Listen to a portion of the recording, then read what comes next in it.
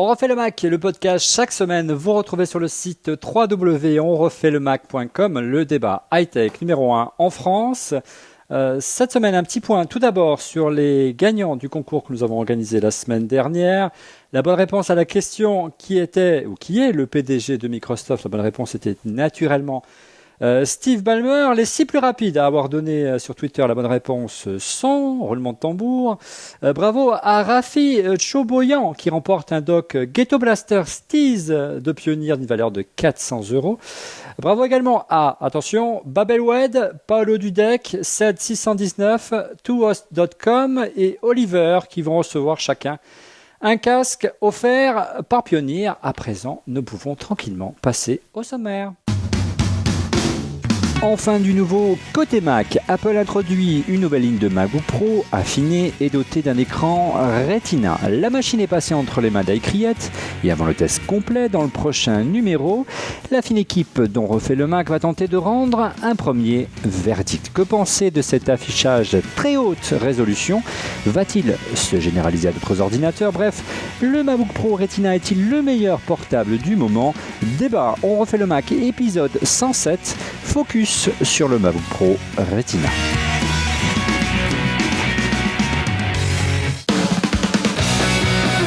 Chaque samedi, retrouvez On refait le Mac en vidéo sur le site www.onrefaitlemacom, mais également sur le portail high-tech Clubic et sur electronlibre.info. Le podcast est également disponible en téléchargement sur iTunes ou en streaming HD via nos chaînes YouTube, Dailymotion, Watt et Vimeo, mais aussi sur mobile et tablette via nos applications iPhone, iPad et Android.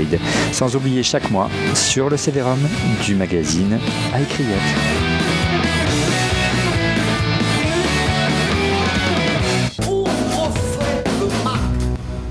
Avec comme chroniqueur cette semaine de retour, il est où Cédric cette semaine? Cédric Ingrand de la chaîne Info. Bonjour Cédric. Oui, allô Cognac G, comment ça va? Je suis à San Francisco cette semaine parce qu'il se passe 2 trucs. Un événement que je connais par cœur mais que j'adore qui s'appelle Research at Intel, où Intel tous les ans fait sortir ses chercheurs du labo pour montrer des démos de ce qui s'y passe. Ça fait 10 ans donc ils font ça, où j'ai vu des chouettes démos ce matin, des trucs vachement bien sur le futur du futur.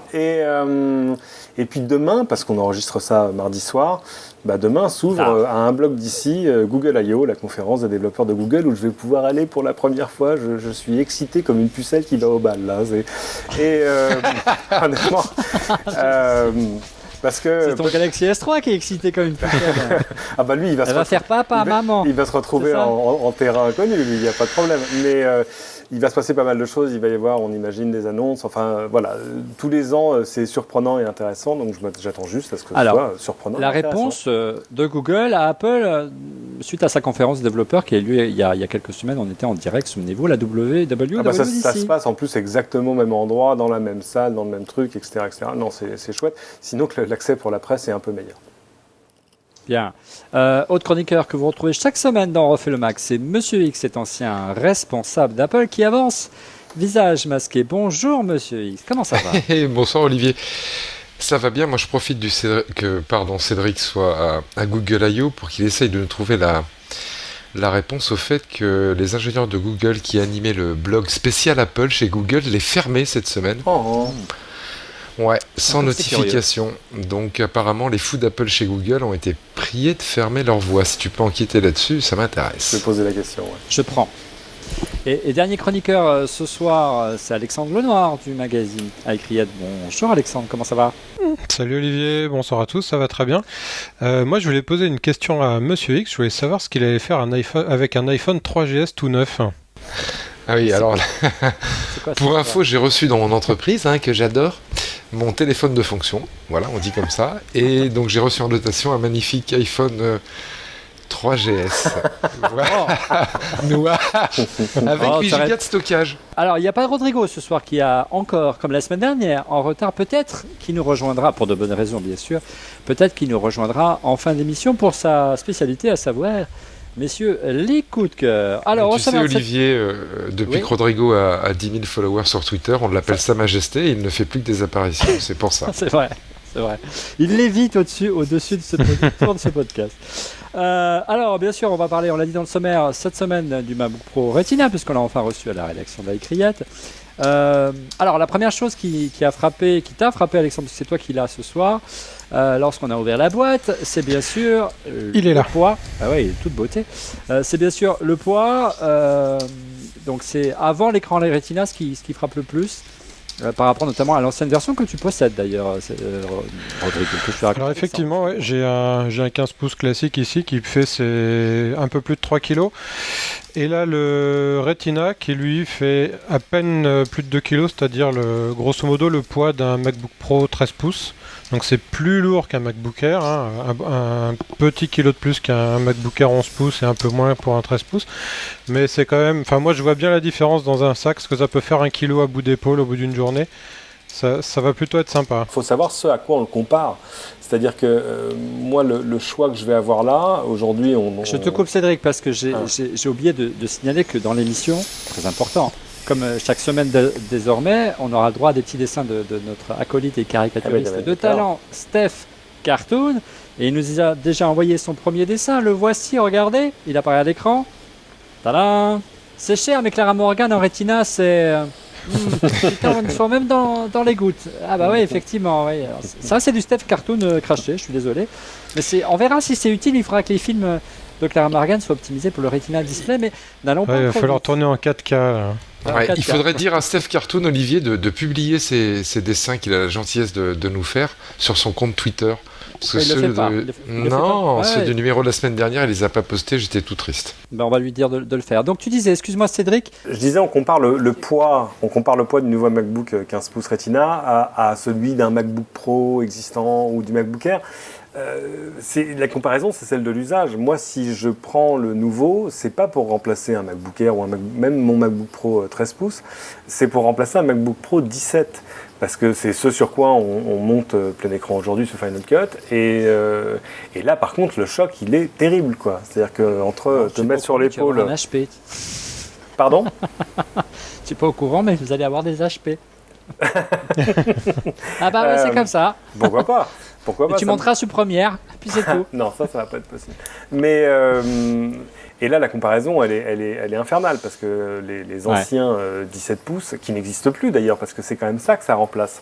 S'il y a plus de 17 pouces dans la gamme MacBook, c'est parce que le nouveau 15 pouces Retina est arrivé et qu'il est plus puissant avec plus de résolution que l'ancien et qu'on n'a plus besoin, selon Apple en tout cas, de cette très grande taille d'écran. On y reviendra 17 pouces. Donc le poids, c'est 2,2 kg. Hein, c'est quand même 500 grammes de moins que la version précédente, le 15 pouces que tu as également, Alexandre. Ce n'est pas à proprement parler, Cédric parlait de la comparaison avec le MacBook Air, un Ultrabook, un Ultra portable, ça reste un portable sérieux.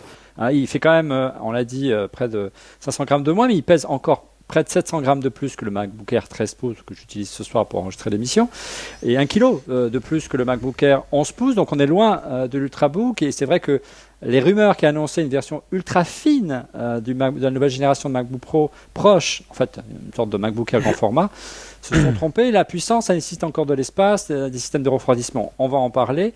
Mais c'est vrai que la finesse est quand même grandement améliorée, et de l'ordre de 25%, Alexandre. Ouais, il fait... je ne vais pas vous le montrer sur la caméra, on le mettra en incruste, mais il fait à peu près 6 mm de moins que le MacBook Pro classique. 6 mm de moins. Si tu veux, quand on regarde le profil de la machine, de loin, on a l'impression que c'est assez proche, mais quand tu les mets côte à côte, tu vois vraiment une différence. Et c'est là que tu vois qu'il est pas si éloigné que ça d'un MacBook Air. Hein. Alors je sais plus combien. Il est aussi épais qu'un MacBook Air, mais son côté est le plus épais. Parce que le MacBook Air, je ne peux pas vous le montrer ce soir. C'est ça. Il est épais d'un côté et très fin de l'autre. Le côté épais, entre guillemets, correspond au 1,8 cm du MacBook Pro Retina. Voilà, c'est-à-dire que là tu as un profil qui est le même d'un côté ou de l'autre, qui fait la même épaisseur, ce qui n'est pas le cas effectivement sur un MacBook Air. Alors le gain de finesse a été rendu possible bien sûr par, ce qui est le plus criant et ce qu'on le sentait de plus, et là les rumeurs avaient raison, et encore une fois ça semblait assez logique par rapport au choix d'Apple et aux déclarations ces derniers mois, voire ces dernières années des dirigeants d'Apple, la disparition du disque optique, au grand désespoir de Monsieur X, Plus de graveur de DVD et bien sûr plus de disque dur classique. C'est de la barrette flash, Alexandre. C'est de la barrette flash. Alors la barrette flash, ça a un avantage par rapport au SSD, c'est que c'est beaucoup moins cher.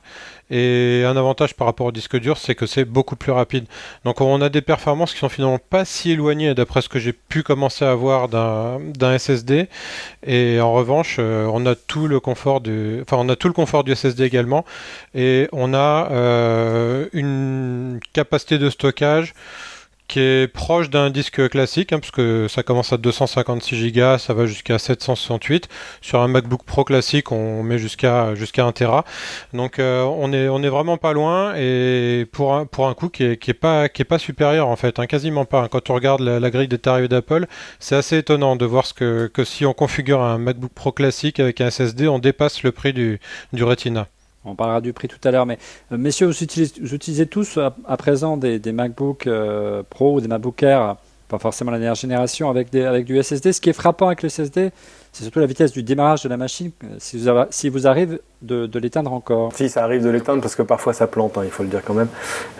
Mais oui, en dehors de ça, c'est vrai que c'est quand même une souplesse d'utilisation qui fait que arrêter, redémarrer, c'est plus un problème, quoi. Ouais, c'est quelques secondes, c'est quasiment instantané, je suis d'accord. à la manière d'un iPad. Ouais, ça démarre très vite, oui, je confirme.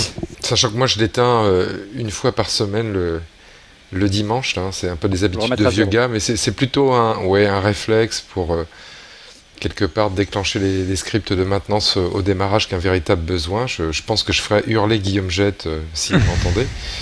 Et je fais ça aussi sur l'iPhone. J'éteins les applications qui sont en tâche de fond et je redémarre mon iPhone une fois par semaine, mais sincèrement c'est plus par superstition. Donc ce gain-là, la rapidité au démarrage, c'est pas super important. En revanche, je pense que le SSD apporte de la vitesse quand on traite des gros fichiers photos. Moi j'ai encore traité un fichier TIFF de 1,3 giga ce week-end, ça peut arriver. Et avec mon disque dur normal, ça doit sans doute être un peu moins rapide qu'avec le nouveau joujou Retina. Alors on va en parler je dirais, de la capacité optimale d'un disque dur, quel format choisir pour son MacBook Pro Retina, mais encore une fois revenons à cette histoire de SSD. Donc on l'a dit, c'est pas des SSD traditionnels puisque c'est des barrettes flash.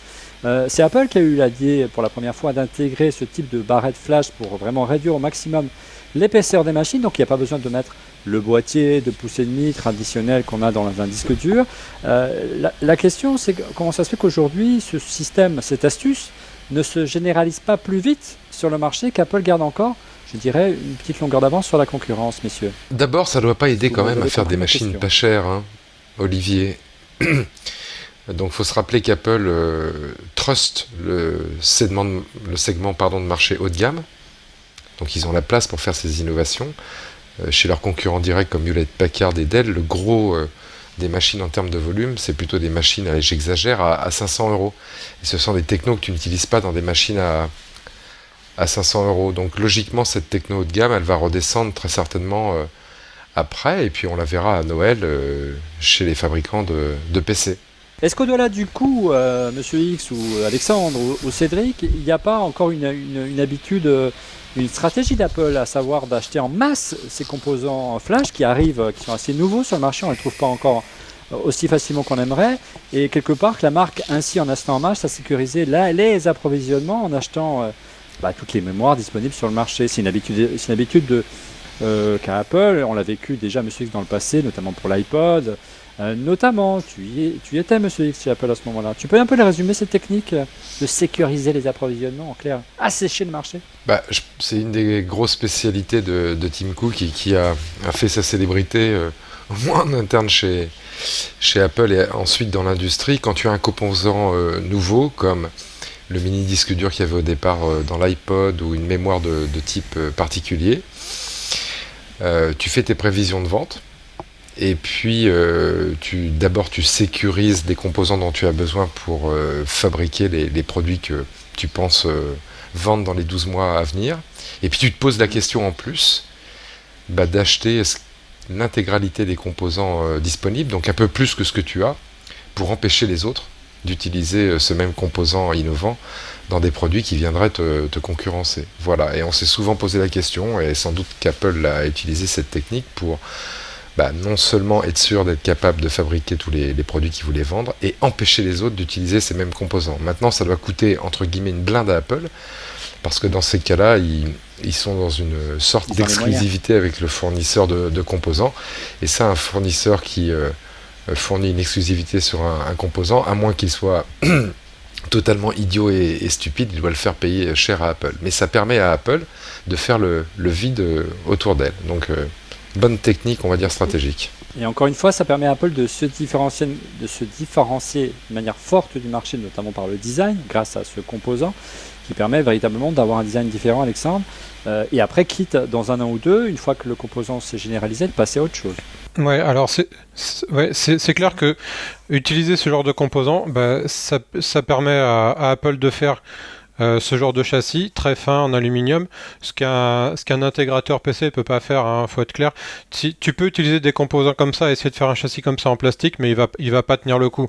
Donc le design fait aussi partie de la stratégie d'achat des composants, j'ai envie de te dire. Et on le retrouve sur d'autres composants, hein, la batterie, etc. Concrètement, Cédric, tu penses que ce type de design va arriver à... On a vu des ultrabooks qui ne sont pas très, très éloignés du MacBook Air, hein, notamment chez Dell, il n'y a pas si longtemps, ou chez Asus, et j'en passe, à tous les grands spécialistes des ultra-portables PC. Tu penses que encore une fois... le Mac va être copié. Non, c'est un peu exagéré, mais en clair, les constructeurs PC vont s'inspirer des méthodes et des recettes d'Apple. Ces composants, tu vois, sur le marché des composants, c'est vrai qu'il y a moyen, quand tu es un très très gros comme Apple, de garantir, ton approvisionnement, voire même d'assécher un peu le marché pour les autres. Mais sur le marché des composants, le soleil brille pour tout le monde. Hein. C'est-à-dire que les plateformes sont les mêmes, les plateformes de processeurs sont les mêmes. Il y a des choses qui vont te permettre au moins de te garantir l'attrait de la nouveauté, ce qu'on disait là, sur, je sais pas, des capteurs photo, certaines mémoires, etc. etc. Mais dans l'ensemble, les techniques sont un peu les mêmes pour tout le monde. Et donc, on arrive de fait, alors avec parfois des effets de retard de l'un sur l'autre, à des machines qui sont comparables, en tout cas en termes de technologie. Alors, le revers de la médaille, Alexandre, le fait que ce soit un form factor un peu différent, c'est le moins qu'on puisse dire des disques durs traditionnels, ne fût-ce que des disques durs SSD, est-ce qu'il sera possible de faire évoluer cette machine et de changer cette barrette flash pour mettre une plus puissante au fur et à mesure des besoins, parce que c'est plutôt une machine taillée pour les pros à l'origine? D'après ce que je comprends, oui, simplement aujourd'hui le composant n'est pas standard. Il utilise un format dont le type m'échappe, mais il est pas standardisé. En revanche, on peut parier que d'ici quelques semaines, quelques mois au plus, des fabricants de tierces parties vont proposer des composants de remplacement qui devrait permettre d'augmenter la capacité de stockage de sa machine. Mais là, on parle bien du stockage, on ne parle pas de la RAM, qui elle est soudée. Hein. Si toutefois, Apple, et ça je ne me souviens pas, n'a pas déposé de brevet sur le form factor ou la technologie qui permet aujourd'hui, c'est Samsung d'encapsuler encore ces mémoires flash et d'en faire le stockage principal du MacBook Pro. Il faut se rappeler que par exemple sur une des technos qu'Apple a introduites les années passées, MagSafe, ou d'autres, il y avait effectivement des vendeurs d'accessoires ou d'upgrades qui avaient sorti des produits autour de cette techno, et Apple les a attaqués en justice tout de suite derrière. Donc reste à voir s'ils ont verrouillé aussi la techno au niveau légal avec des brevets pour vraiment conserver cette avance. Et ça, on verra aussi en même temps que les upgrades de stockage apparaîtront. On avait vu toi qui utilises un MacBook Air, Cédric, on avait vu que là également, ça utilisait de la barrette flash comme disque dur. On ne pensait pas que ça soit évoluable, et puis on a vu des fabricants tierces, que notamment aux États-Unis chez OWC, qui proposent aujourd'hui des barrettes pour augmenter la taille mémoire du disque dur, de la mémoire interne, du MacBook Air. Ça coûte assez cher, mais ça commence à arriver, donc il n'y a pas de raison que ça continue. Sur le MacBook Retina, ça coûte très cher. Hein. J'ai regardé avant de commencer l'émission. Si vous voulez par exemple une barrette de 480 Go pour mettre dans un MacBook Air, ça coûte $750, presque le prix d'un MacBook. Donc il est clair, Alexandre, si on a un conseil à donner, surtout si c'est un pro qui achète ce MacBook Retina, il s'agit de bien dimensionner ses besoins. Et si on veut une grande longévité, peut-être pas prendre la version d'entrée de gamme, mais pour avoir une une longévité assez accrue, assez effectivement, poussée, il vaut mieux. 6 mégas Il faut de faire mémoire. comme Apple, hein, il faut blinder son Giga. approvisionnement, il faut acheter tout de suite le plus gros. Ouais. Non, c'est pas ça. Non, mais il fait 256 gigas. 256 gigas Alors, pour un c'est professionnel. 256 gigas Notamment si vous aujourd'hui. faites de la vidéo, messieurs, vous le savez bien. Sur un c'est vite MacBook rempli, Pro, 256 256 gigas, c'est donc trop on peu. conseille C'est plutôt trop peu, c'est clair. de passer à une taille plus grosse. Donc, faut au moins le 500 gigas. Ouais. Oui, Au moins le d'accord. 500, Même si c'est très clairement. rapide. Ouais, surtout si tu considères que une machine comme ça va devenir ta machine principale, et sur ta machine principale, tu vas typiquement stocker des tas de choses qui ne tiendront pas dans 250 gigas. Donc, il faut tout de suite taper le 500 ou le 750. Quoi. Donc le problème, je le disais tout à l'heure, c'est que c'est pas possible, encore une fois. Alors si vous voulez choisir un modèle d'entrée de gamme et que vous voulez prendre dans la configuration de l'Apple Store un modèle plus gros, ben, c'est pas possible sur l'entrée de gamme. Il faut prendre le modèle au-dessus. Et le modèle au-dessus coûte beaucoup plus cher. Le modèle d'entrée de gamme, malheureusement, ne le permet pas.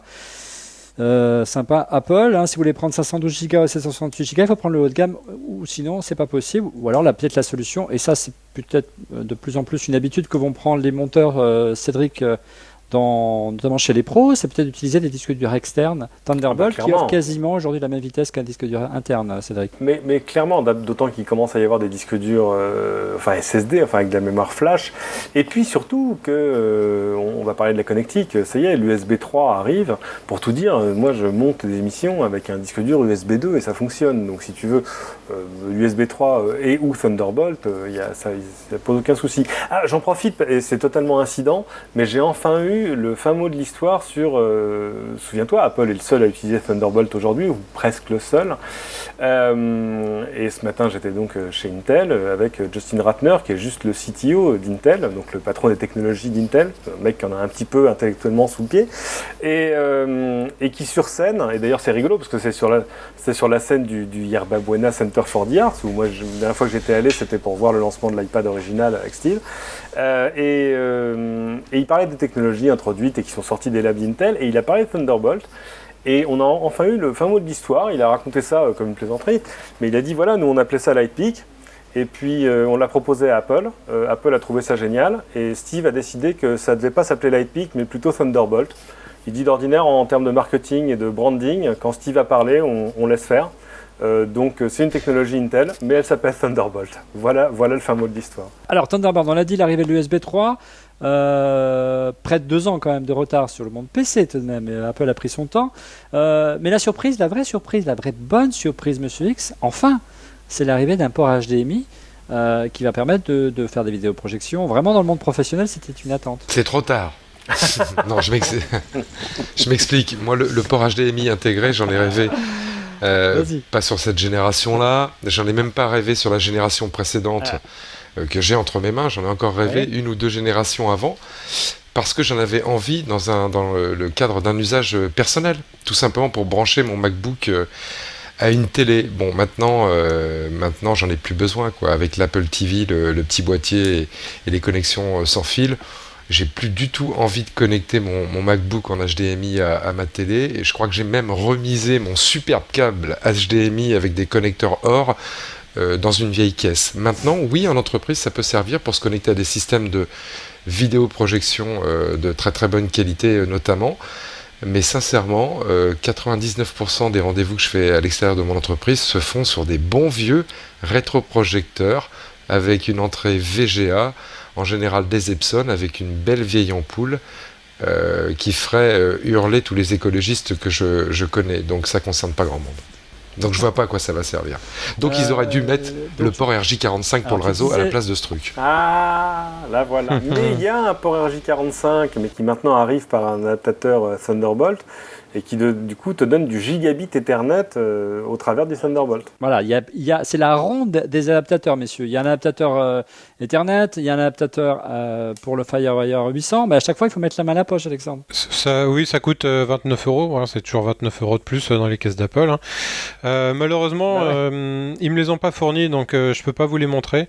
Mais bon, c'était déjà le cas avec le MacBook Air. Hein. Si tu veux un RJ45 sur un MacBook Air, il faut brancher un adaptateur. donc c'est pas nouveau non plus. Et alors moi, je propose un nouveau slogan publicitaire pour Apple. Avec l'iPhone, on avait ce fameux slogan qu'on a usé jusqu'à la corde qui était « Il y a une application pour ça ». Et bien maintenant, pour le MacBook, ça sera « Il y a un adaptateur pour ça ». Par contre, une surprise question connectique, on ne s'attendait vraiment pas, c'est l'arrivée d'une nouvelle version du port MagSafe, dont tu parlais tout à l'heure, Monsieur X. Donc une version affinée, élargie. Pourquoi avoir changé de form factor, messieurs, pour ce format-là, ce qui veut dire qu'on ne peut pas brancher les adaptateurs qu'on a aujourd'hui, voire même l'écran d'Apple qui a un petit port MagSafe intégré. Alors comme dit Monsieur X, il y a un adaptateur pour ça qui coûte $10. Ouais. Et pourquoi? Simplement parce que je sais pas si on voit bien la différence entre les deux. Il y en a un qui effectivement, comme tu dis, est beaucoup plus fin et plus long. Alors la longueur, en fait, à mon avis, elle sert simplement pour garder une partie magnétique suffisante pour pas que la prise se décroche trop facilement. Mais c'est effectivement absolument incompatible. L'ancien et le nouveau, tu peux pas le brancher l'un sur l'autre. Mais quel est l'objectif de ce nouveau connecteur? Il y a des caractéristiques électriques qui sont différentes, plus d'ampérage, moins d'ampérage, moins de consommation. Non, là c'est juste une question de design, c'est pour arriver à l'intégrer dans un design plus fin. On voyait déjà que sur le MacBook Air, il y avait un peu d'acrobatie de design. Enfin, je veux dire, c'était élégant, il n'y a pas de souci. Mais il avait fallu qu'ils arrivent à inventer des choses pour arriver à faire du MagSafe normal. Bon, c'est casse-pied parce que, je sais pas, mais moi, des alimes de Mac, j'en ai 1, 2, 3, voire 4.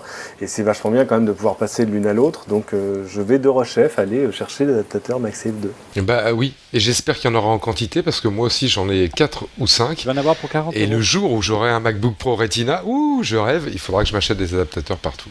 Oui, ce qui est curieux, c'est que sur le MacBook Air, alors, on pourrait penser effectivement c'est pour gagner de la place, mais sur le MacBook Air qui est plus fin que le MacBook Retina, il y a un adaptateur traditionnel et ça marche très bien.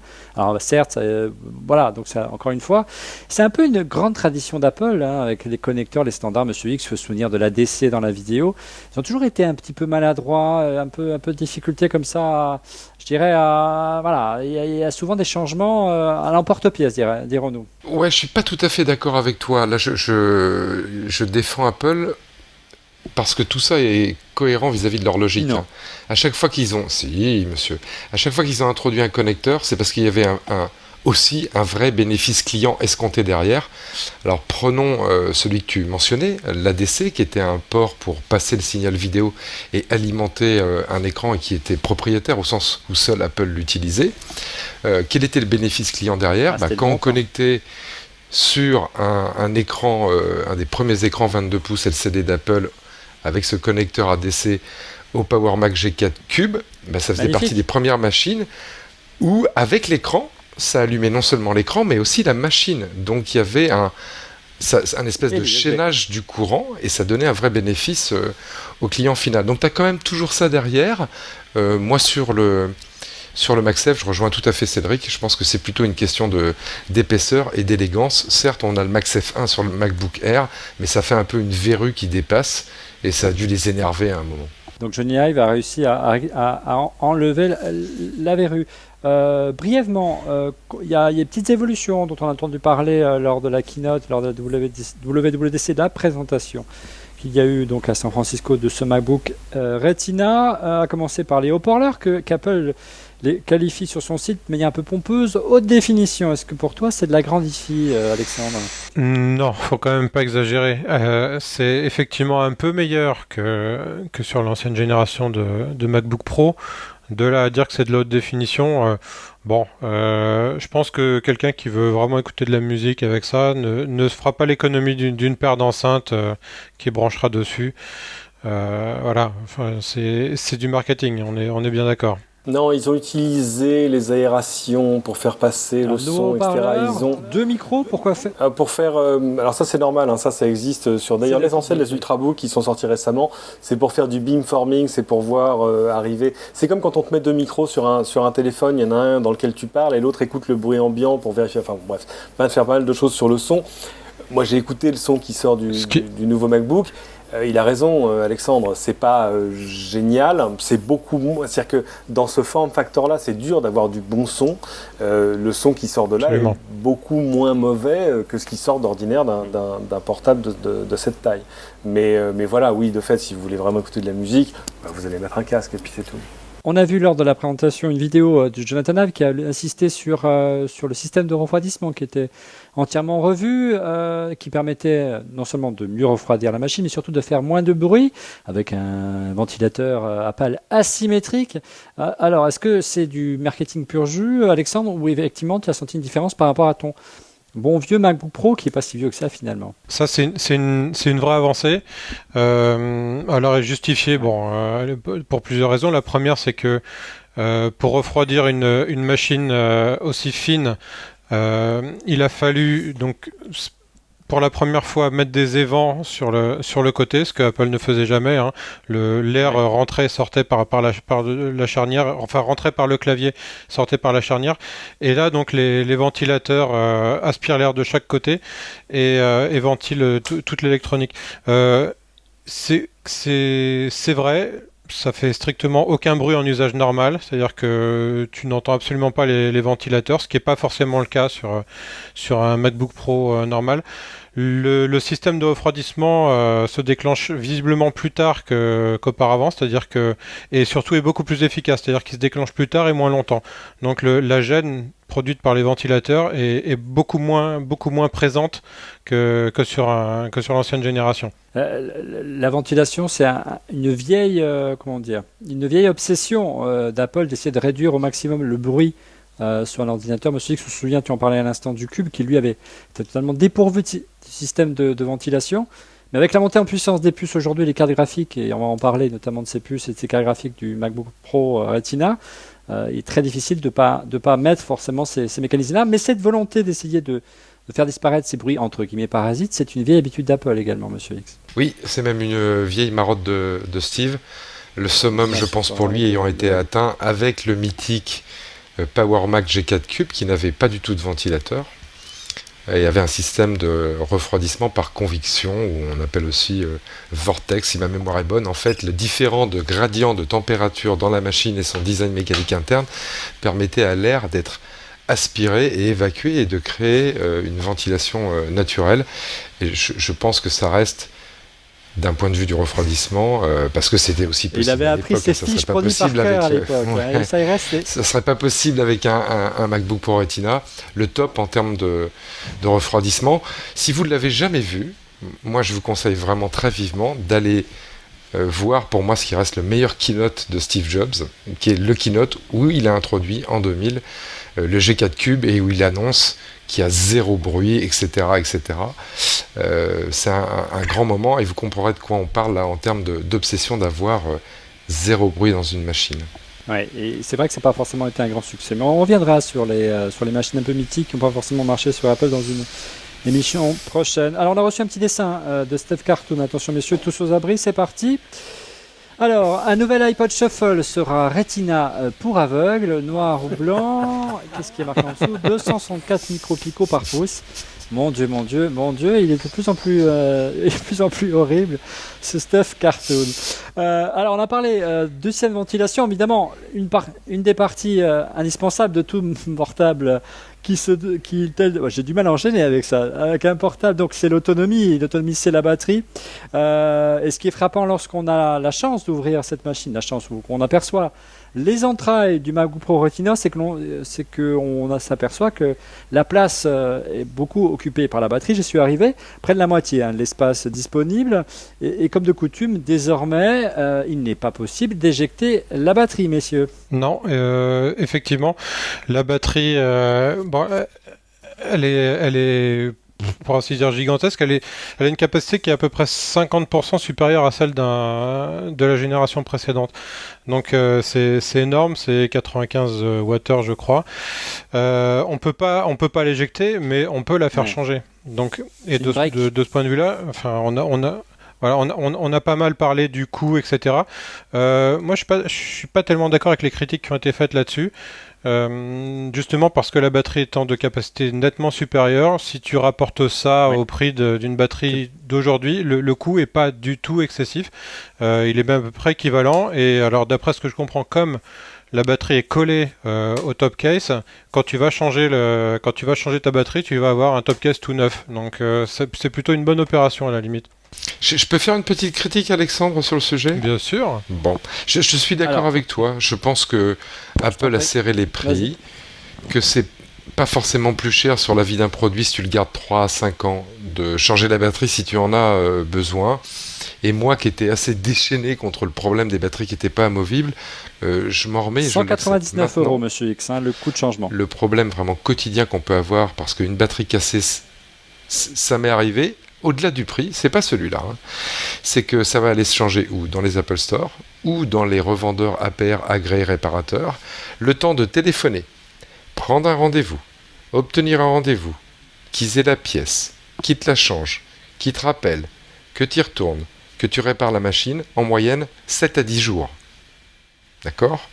Et ça, c'est too much. D'accord ? Moi, la dernière fois que j'ai eu une grosse panne, c'était à Las Vegas au CES, encore avec une vieille bécane où la batterie était amovible.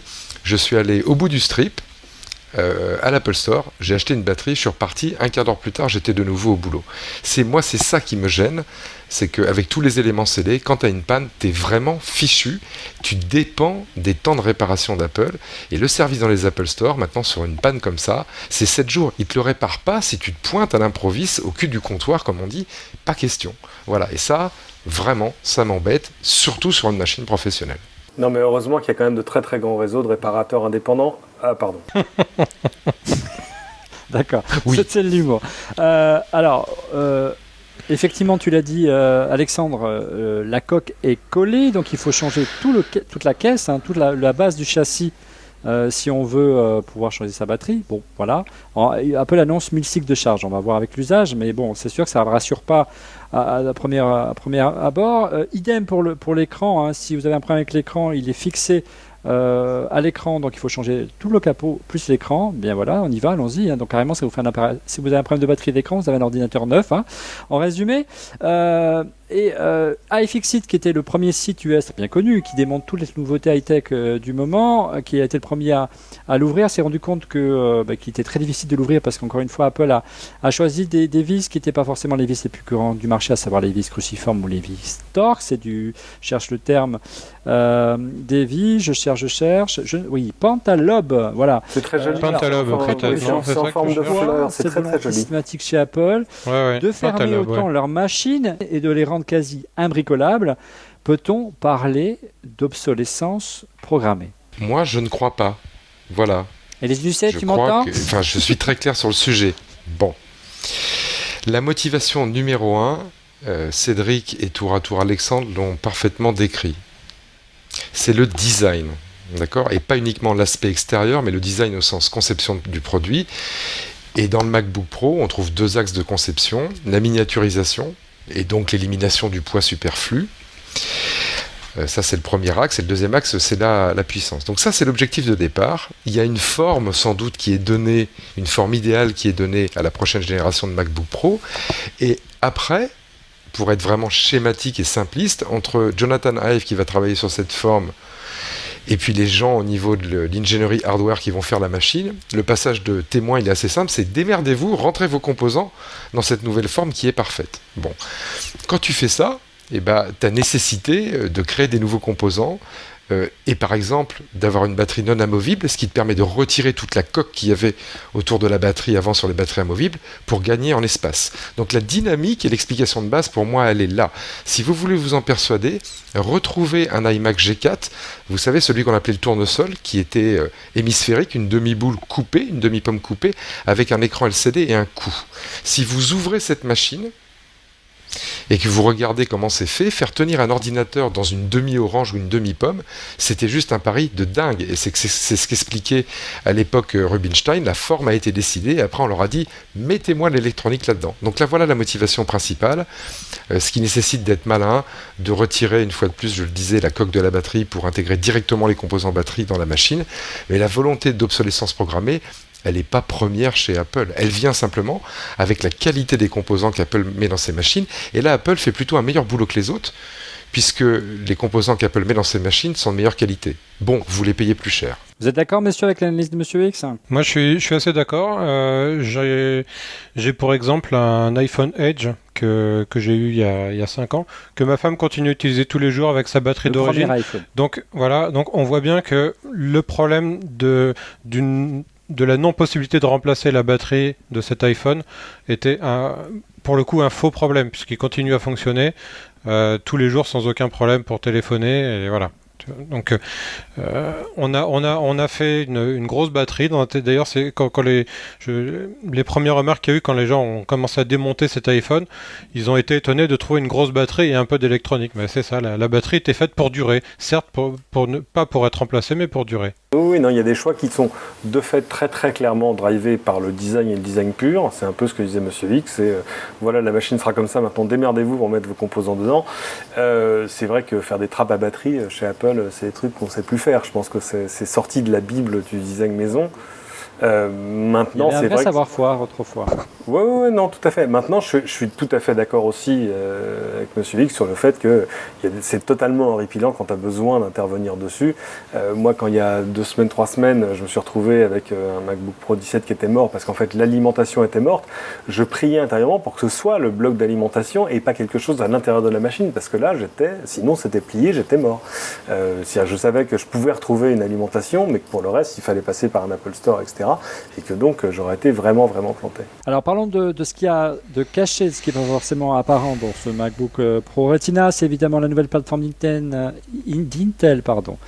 Ivy Bridge et la nouvelle carte graphique d'NVIDIA. Elle a mis du temps à arriver chez Apple, on l'a dit à plusieurs reprises dans ce podcast. Elle est enfin là. Alors, c'est pas forcément une envolée des performances Alexandre, simplement une petite montée en tour des processeurs. Spécificité de ces processeurs, c'est une puce qui est couplée à une quadricœur avec 4 puces, avec 4 cœurs, et qui est couplée à la carte graphique et à la mémoire cache. Et ça, c'est vrai que déjà depuis une génération, c'est un vrai programme en termes de performance. Là, non plus, c'est pas non plus une révolution, Alexandre. Alors, il y a à nouveau avec cette plateforme Ivy Bridge un vrai gain en performance par rapport aux machines précédentes. Moi, j'ai eu le temps de faire une petite comparaison cet après-midi. J'ai comparé ce MacBook Pro que j'ai là en version 2,6 GHz, qui est donc le haut de gamme, avec mon iMac Core i7 qui n'a pas un an, qui est en 3,6 GHz. J'ai envie de bazarder mon iMac et garder cette machine parce qu'elle est plus rapide, elle est plus puissante. Donc il y a quand même un vrai gain. Là où je suis moins convaincu, c'est par la puce graphique intégrée d'Intel, la HD 4000, qui est clairement pas à la hauteur de l'écran Retina. Elle lag sur des animations système, là où la puce Nvidia ne pose aucun problème. Donc si tu lags sur des animations système, tu vas laguer sur tout le reste. Voilà.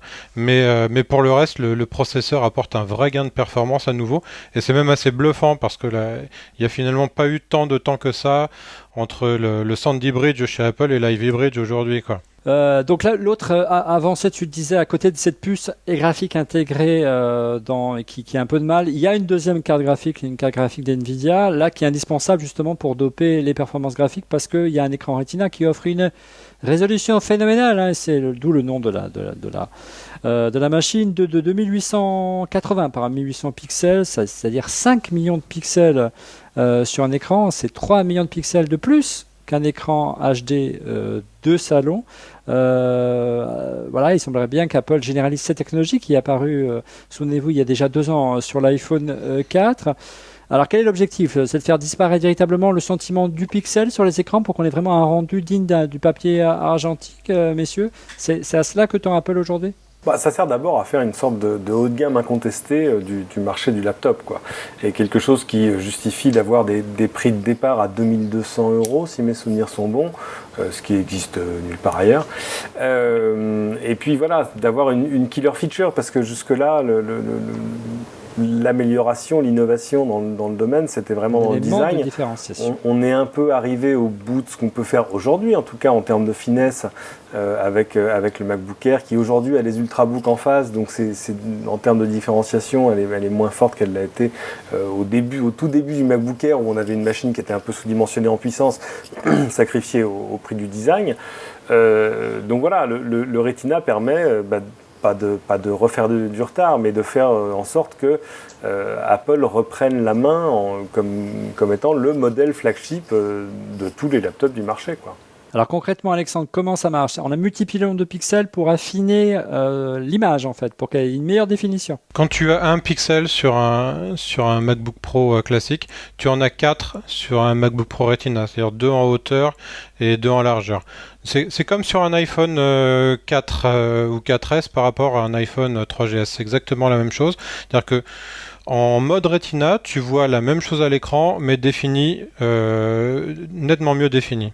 4 fois plus de pixels. Alors, en mode Retina, tu le précises ce point, parce ce qui signifie qu'il est nécessaire que les applications soient optimisées pour le MacBook Retina, ce qui n'est pas le cas de tout aujourd'hui. Non, alors le système graphique du Mac est assez bien conçu parce qu'il arrive quand même à adapter les différentes applications. J'ai pas eu le temps vraiment de faire le tour de tout, hein. Mais bon, outre les applications d'Apple qui sont déjà les grosses, hein, Aperture, Final Cut, etc., qui sont déjà optimisées, iMovie également. Le système s'est adapté à peu près. Le système graphique du Mac s'est à peu près adapté lui-même la définition et sait faire les interpolations nécessaires pour que tu aies une image de qualité, quelle que soit l'application utilisée. Tu le disais, donc, il y a des systèmes en clair qui permettent de lisser l'image, mais il y a d'autres modes de visualisation possibles et de tirer parti de cet écran, je dirais, bourré de pixels. Alors, je vais te faire une petite démo avec deux images, enfin la même image sur deux ordinateurs différents. Je ne sais pas si on va les voir à peu près correctement. Je vais me placer. Voilà, donc c'est la même photo qui est affichée avec un facteur 100% en taille réelle, donc sur un MacBook classique et un MacBook Retina. Je te laisse deviner lequel est le Retina, lequel est le classique. Je pense que c'est pas trop difficile. Je sais pas. Voilà. C'est celui qui a les reflets. Voilà. Alors donc c'est celui là, qui a les reflets, c'est facile. En dehors des reflets, évidemment, on va même plus besoin de parler des reflets puisque là on le voit clairement. Donc ça, là sur le MacBook, alors attends, je vais reposer ça. Voilà. Sur le MacBook Retina, tu as le mode donc Retina qui est un mode qui n'est pas le mode dans lequel je suis là. Je vais y revenir. Et tu as un mode dit optimisé dans les préférences système. Donc tu as sur le MacBook Retina une nouvelle préférence système moniteur. Tu la mettras en incruste, Olivier, qui te permet donc de régler la façon dont tu veux que l'image s'affiche. Donc là, je suis en mode dit optimisé, c'est-à-dire j'ai non pas optimisé, mais mise à l'échelle, pardon, excuse-moi. Donc là j'utilise la pleine capacité de l'écran. Et en revanche, si je retrouve la souris, que je vais en mode Retina, on va voir tout de suite la différence. Voilà, ça switch. Voilà. Donc là, j'ai en fait un affichage tout à fait équivalent au MacBook Pro classique, sauf qu'il est défini 4 fois mieux. Voilà. On parlait tout à l'heure des disques durs flash. Là, c'est un autre exemple de différenciation de marché avec cet écran Retina. Alors, au-delà du fait, pourquoi encore Apple est le premier à proposer une solution aussi innovante qu'ils n'ont pas inventée, parce qu'ils ne fabriquent pas des dalles, pourquoi les autres ne le font pas et ont-ils les moyens de le faire, à savoir est-ce qu'il y a une capacité de production suffisante et est-ce que les autres systèmes d'exploitation type Mac OS X et concurrents de Mac OS X, à savoir Windows, sont capables d'afficher à une résolution comme celle-là? Si la carte graphique sait le faire, c'est juste une question de driver. Il y a déjà, si tu veux, pour des affichages spécialisés composites où tu fais des mosaïques d'écran, tu atteins ces résolutions-là sans problème.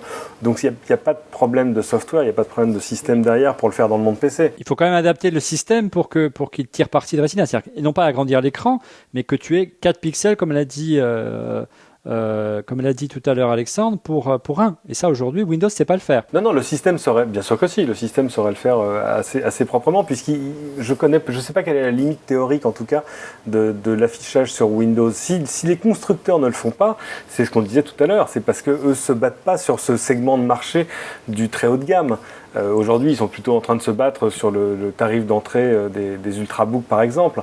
Mais si tu dis à HP, à Dell, à Acer, à Asus, tiens, ce serait sympa de faire une machine dont le premier prix sera au-delà de 2000 €, ils vont te dire, chérie, ouais, on va peut-être pas se battre sur un terrain où on va pas en vendre beaucoup. Eux, ils sont sur des marchés de pur volume aujourd'hui. Peut-être, certes, ils sont sur un autre axe de marché, mais ils ne gagnent pas d'argent sur cet axe de marché-là. Alors qu'Apple, aujourd'hui, sur le marché, c'est pas du haut de gamme, hein, c'est de la moyenne gamme, le MacBook Pro aujourd'hui, oui, c'est pourtant. Il marche bien, il gagne de l'argent. Est-ce qu'il ne vaut mieux pas avoir une production comme ça, un peu plus ciblée, un peu plus limitée, même s'ils vont en vendre des wagons et gagner de l'argent. Et je doute aujourd'hui de la capacité d'un fabricant de PC à se fournir en dalle, encore une fois, Monsieur X ou Alexandre. Si ma tata en avait, ça s'appellerait mon tonton.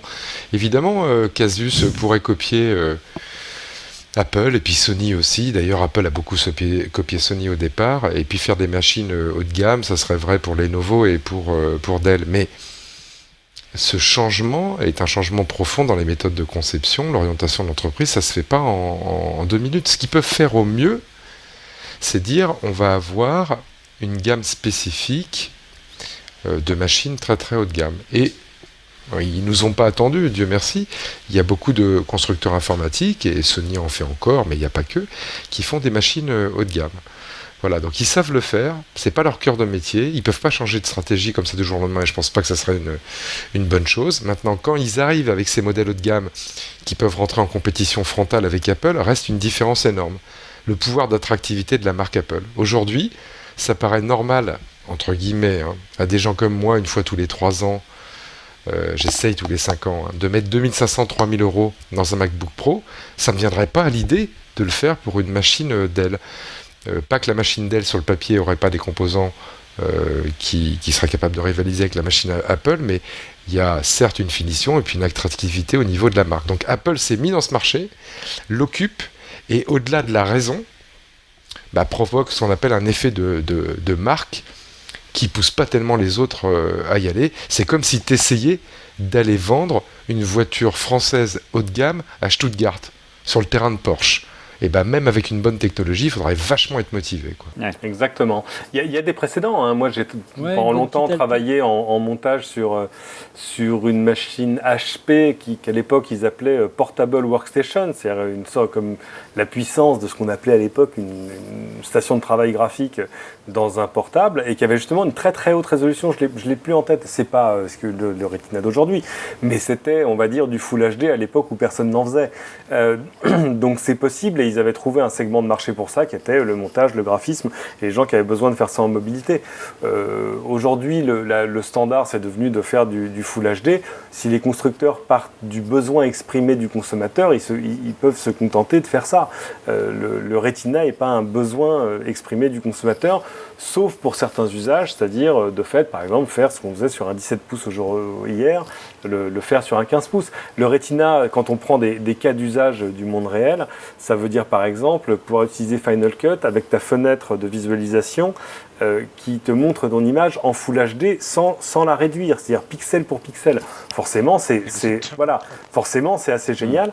Et voilà, c'est à l'échelle de ce que ça permet de faire pour d'autres types d'applications. Si tu fais de la retouche photo, c'est quand même merveilleux de voir ton image pixel pour pixel, même si tu vois plus chaque pixel. Mais en dehors de ça, bon, pour le jeu vidéo, ouais, même si je pense pas que ce sera le gros de l'usage. Et puis il y a le confort de lecture au quotidien dans ton navigateur web et le reste. Mais là encore, Apple est plutôt parti d'un besoin interne qui était de dire qu'est-ce qui justifie qu'on continue à vendre des machines à ce prix-là. Il faut avoir quelque chose qui claque, en tout cas qui soit immédiatement visible. Qu'est-ce qui est plus visible que l'écran? On a déjà eu cette discussion au moment du nouvel iPad, et qui justifie la différence de prix avec la concurrence. Ils ne sont pas partis du besoin consommateur. On est typiquement dans le cas d'une marque premium, hein. Tu faisais tout à l'heure Il y a à l'instant une analogie avec l'automobile, c'est exactement ça. Qu'est-ce qui justifie que tu mettes 10 000 euros de plus dans une marque allemande que dans une marque française ou italienne à performance équivalente? C'est la qualité perçue, c'est l'argent que tu mets dans le marketing, dans la recherche autour de nouveaux composants, de choses comme ça. C'est uniquement ça, et c'est pour ça que que Apple est une marque premium et que tu vas acheter un MacBook Pro plutôt que un équivalent en performance chez Dell ou chez Asus, tout simplement. Hein. Et pourtant, il y a des constructeurs informatiques qui ont essayé de vraiment s'attaquer à ce segment dans lequel est Apple, les machines haut de gamme et chères, pour faire simple. Asus, on se souvient que le patron d'Asus a fait des sorties publiques comme ça, des tirades en disant on a compris comment fait Apple, en plus on devrait vraiment être capable de faire aussi bien voire mieux qu'eux, parce que nous les machines on les fabrique et on les a pensées depuis des années, on en a même eu fait pour eux, et vous allez voir ce que vous allez voir. Alors Asus a quand même fait avec d'autres des ultra portables qui sont des très très belles machines, mais n'arrive pas à en même temps avoir ces machines haut de gamme et à s'imposer en termes de marketing. Et une fois de plus, c'est là la combinaison, la recette unique d'Apple. Donc elle est là, elle est sous les yeux de tout le monde et personne n'arrive à l'imiter. Et ça fait quand même maintenant 12, 14 ans que la recette est sous les yeux comme le Coca-Cola et qu'elle n'arrive pas à être imitée. Alors, oui, et la force d'Apple, c'est peut-être maîtriser le matériel logiciel qui permet d'aller peut-être un peu plus vite que la concurrence, où on est parfois un peu dépendant aussi de Microsoft et de son système d'exploitation. Mais ne revenons pas à l'émission de la semaine dernière où on parlait justement de Surface, où là, on a vu que Microsoft avait besoin de donner un petit coup d'accélérateur à ses actionnaires, à ses partenaires matériels.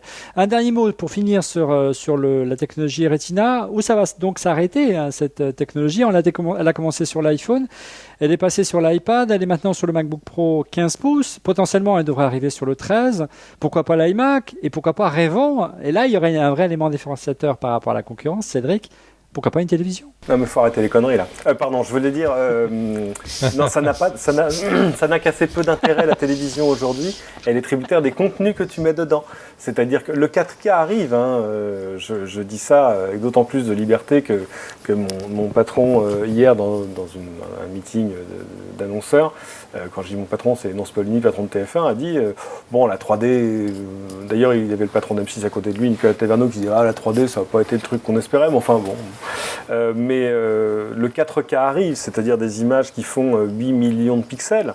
Donc oui, bien sûr, le Retina. Mais appel au peuple, on refait le Mac, cherche un mathématicien, un vrai, enfin un mec qui a qui a un petit bac plus 2-3 en maths, pour nous faire le calcul, parce que le calcul existe, hein, de qu'est-ce qui est un écran Retina et qu'est-ce qui ne l'est pas. Ça dépend de la distance à laquelle tu vois l'écran, de l'écartement entre chaque pixel, etc.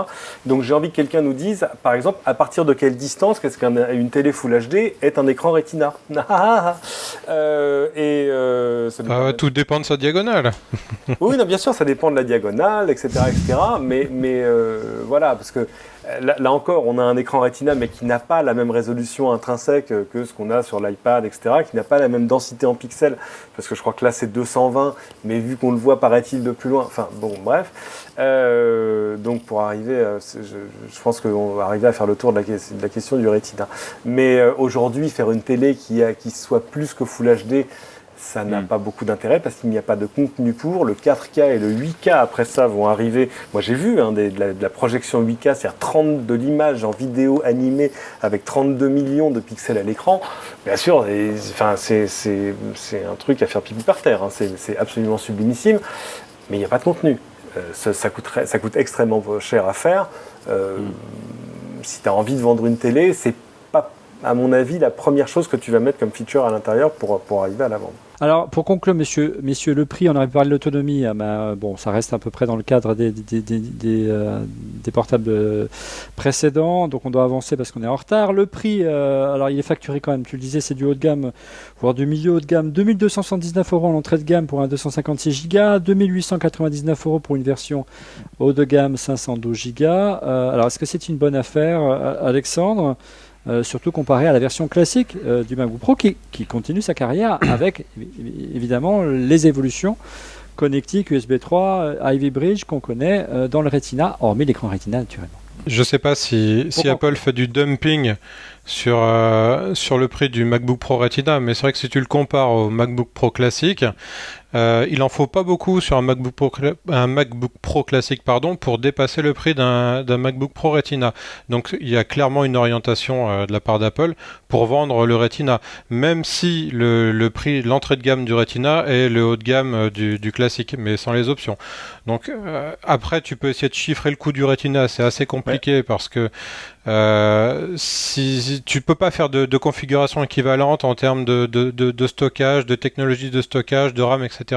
Donc c'est vraiment difficile d'isoler le coût de la dalle, mais c'est certainement plus que la différence que te fait payer Apple. En tout cas, c'est vrai que si tu configures le MacBook Pro classique avec un disque SSD, avec plus de mémoire, on arrive à un chiffre bien supérieur. Alors attendez, je cherche mes notes. Voilà, donc il coûte en version de base, la version classique du MacBook Pro non Retina en 2,3 GHz, 1879 €. Si tu le passes en SSD, il revient plus cher que le Retina, soit 2379 €, donc 100 € de plus que la version Retina, sans le Retina, donc autant en profiter. Et si on rajoute 4 Go de mémoire pour arriver au même niveau de mémoire que le Retina, parce qu'il en a 8 contre 4 pour la version classique, le prix passe à 2490 €, donc voilà, c'est le choix est vite fait. Effectivement, on peut se demander s'il n'y a pas du dumping. Il faut quand même préciser qu'entre l'ancienne version du MacBook Pro classique et la nouvelle, Apple a quand même augmenté les prix de 150 € pour faciliter ce genre de choses. Hein. C'est pas voilà, d'habitude on reste à peu près au même niveau prix d'une gamme à l'autre. Là, Apple a délibérément augmenté le prix de sa version classique alors que le modèle, dirons-nous, était relativement amorti, du moins dans ses lignes de production et ses chaînes de fabrication. Voilà, vous retrouvez en tout cas le test complet et tous les benches dans le prochain numéro d'iCreate qui sortira, non pas cette semaine, puisque cette semaine c'est celui-ci, mais vous ne trouvez pas les tests complets. Il y aura d'autres sujets passionnants, mais pas les tests complets. Vous le trouvez dans le prochain numéro qui sortira fin juillet. Messieurs, je vous propose qu'on passe aux questions Twitter. Question Twitter, question de Laurent Doucet. Quel public vise Apple avec ce MacBook Pro en particulier, Alexandre ? Tout le monde, bien sûr. Non, je plaisante, mais Cédric est bien placé pour répondre. Il l'a fait tout à l'heure. C'est effectivement... à terme, c'est tout le monde. Je plaisantais à moitié parce que je pense que l'attrait est là. On le voit avec l'iPad aussi. Hein. Un iPad Retina est tout de suite plus attrayant qu'un iPad classique. Mais aujourd'hui, pour les early adopters, c'est les photographes, les monteurs, les vidéastes, ce genre de public, évidemment. Question de Florent Perrochot, alias Floby Apple sur Twitter. Comment apparaît à l'écran la majorité des sites web sur Safari sur le nouveau MacBook Pro Retina Cédric, Alexandre, celui qui veut répondre. C'est très beau, c'est très beau. Les polices sont très belles parce qu'évidemment le lissage des polices c'est magnifique. C'est comparable dans les mêmes contraintes de taille à ce que tu connais sur l'iPad nouveau, le new iPad. C'est-à-dire que non, c'est très très beau. Tu vois un peu plus les détails d'image quand leur définition est pas terrible. Enfin bon, voilà, ça c'est pas très grave. Il y a déjà pas mal de gens qui commencent à faire des versions optimisées Retina de leur site, sur les sites techno notamment. Oui, mais on ne va pas quand même demander au site internet de mettre des images en 300 dpi. Hein. Maintenant, il faudra la fibre pour pouvoir ouvrir les sites internet. Hein. Mais bon, passons. Question de quelqu'un qu'on connaît bien, on refait le Mac, puisqu'il s'agit de No Design. Il y a Jean-Louis Fréchin, le designer de talent, qui avait participé à 2 émissions avec nous. Quid des anciens écrans à port DVI via Thunderbolt, Alexandre ? Tu peux brancher les moniteurs que tu veux sur un MacBook Pro Retina. Il gère je crois 4 ou 5 définitions différentes en standard. Je les ai notées dans un coin, bouge pas une seconde. Voilà, alors tu as 1024 par 640, 1280 par 800, 1680 par 1050 et 1920 par 1200. Donc tu peux parfaitement brancher un écran Thunderbolt ou même un autre sur ton MacBook Pro, il va le gérer sans problème. Bien, écoutez messieurs, on a été très long ce soir pour parler du Retina, on a fait le tour complet je pense, on peut passer maintenant à nos coups de cœur. Allez, les coups de cœur, on commence tout de suite par Cédric. J'ai un truc pour les casques audio, j'y peux rien, il faut que je les essaye, il faut les petits, les grands, etc. Et j'en ai reçu un cette semaine, c'est celui que j'ai sur la tête là, à cet instant précis. Il vient de chez Bowers & Wilkins, c'est le nouveau petit casque, c'est le P3. D'ordinaire, les petits casques sont moins bons que les gros. Celui-là, quand même, il est assez impressionnant. Il n'a pas de noise cancelling, il n'a pas d'annulation de son ambiant. Il n'entre pas en concurrence avec les hauts de gamme de chez Bose, qui reste quand même le truc standard sans lequel je ne sais plus prendre un avion. Mais celui-là, je l'ai essayé, même sur assez longtemps, même dans un avion. Le son est remarquable. Il y a des choses très bien faites, comme ces petites oreillettes qui se décollent, qui sont magnétiques, ce qui permet de les changer si elles s'usent. Regarde, hop là, et je la replace et ça marche. Et pour une fois, alors évidemment, il marche très bien avec un iPhone, un iPod ou un iPad, puisqu'il y a même le petit micro intégré. Et c'est d'ailleurs celui que j'utilise pour faire cette émission depuis le début. Et le résultat, c'est moins bon qu'un très très bon micro de studio, mais honnêtement, c'est propre, c'est propre. Excusez-moi, je crois qu'on m'appelle, je prends le téléphone tout à l'heure. Call. Oui, c'est des choses qui arrivent. Mais non, la qualité est bien. Il se replie dans un étui tout à fait élégant et qui le protège vraiment avec une coque solide. Et il vaut 200 €. Alors c'est cher ou c'est pas cher, c'est à voir, c'est selon, mais on est dans des gammes qui sont celles du Monster Beats et les autres. Pas mal. Bowers & Wilkins P3, c'est bon, mangez-en. Et une belle qualité de fabrication. Monsieur X, son coup de cœur ce soir. Alors moi c'est simple, je vais faire ce que je sais faire de mieux, c'est-à-dire vendre la soupe, vendre la lessive et parler de nos produits. Donc je me cache pour que ça passe en clair à l'écran. Donc je vous montre mon iPad. Ouais. Voilà, vous voyez d'abord quoi sur cet iPad magnifique?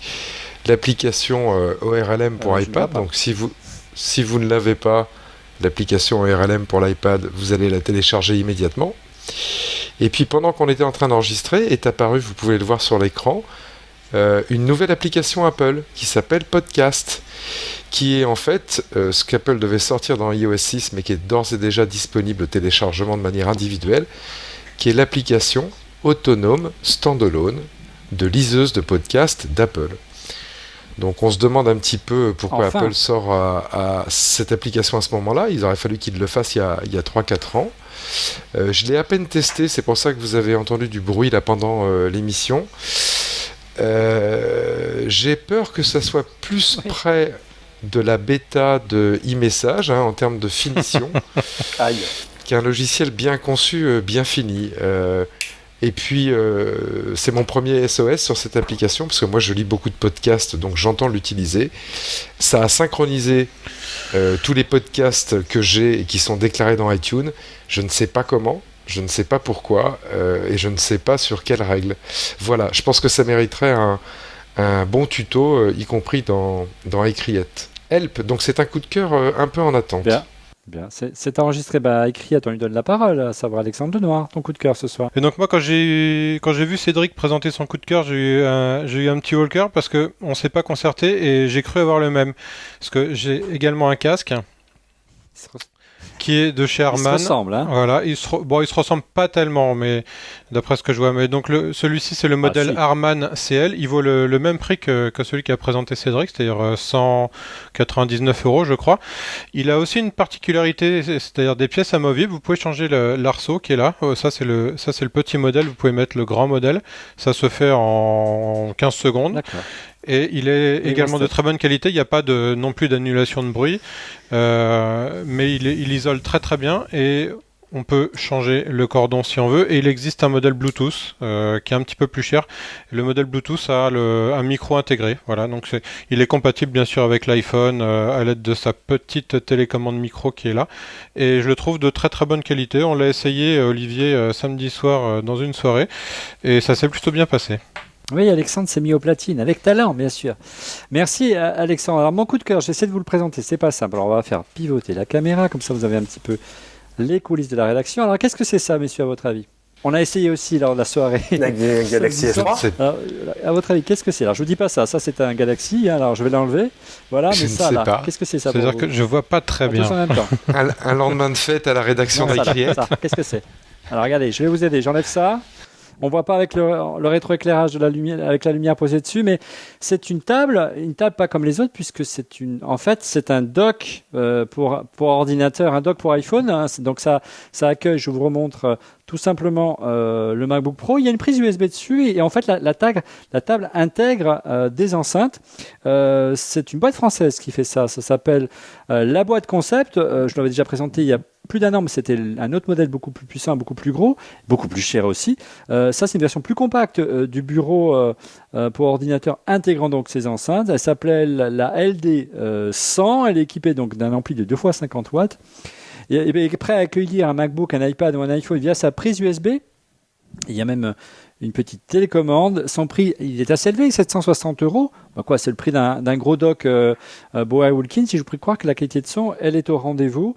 Voilà, ça s'appelle le LD100 de la boîte Concept. Voilà, messieurs, merci d'avoir participé à ce 107e ou 106e épisode, 107e épisode d'On refait le Mac.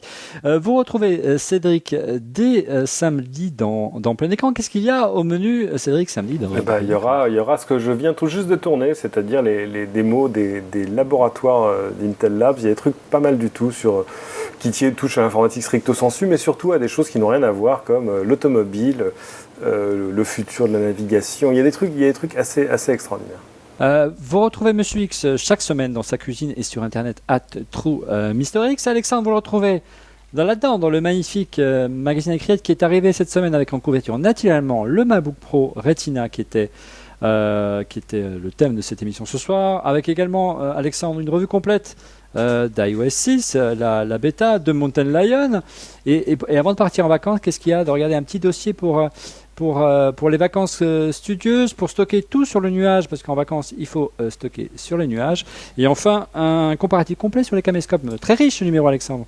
Très riche, oui, et il y a un petit dossier sur les secrets des icônes aussi, pour la plage. Et vous retrouvez donc Alexandre via web Twitter, Alex-Lenoir. Voilà, merci messieurs d'avoir participé donc à ce 106e épisode. Avant de quitter, les 2 derniers coups de cœur de notre ami Steph Cartoon, le caricaturiste de talent. On vient de recevoir ses 2 derniers dessins. D'abord le kit Retina Display pour MacBook Pro, vieux de pour. Voilà, le voici à l'écran. Sympathique, je ne sais pas ce que vous en pensez messieurs.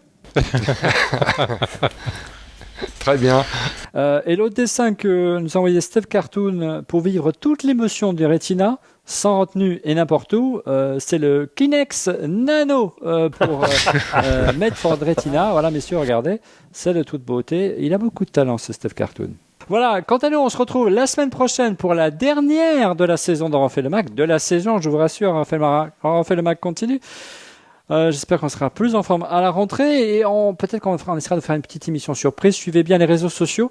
On essaiera peut-être de vous faire une émission en direct si on a le temps et les ressources nécessaires. Voilà, merci beaucoup et à la semaine prochaine.